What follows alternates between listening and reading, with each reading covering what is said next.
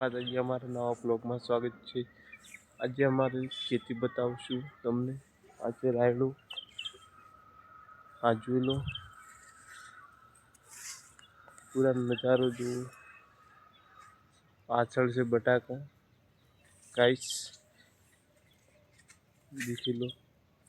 આ અમારો નજારો છે।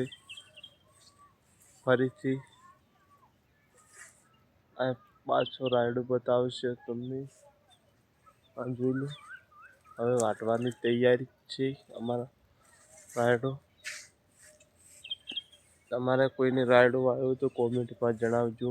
જય માતાજી।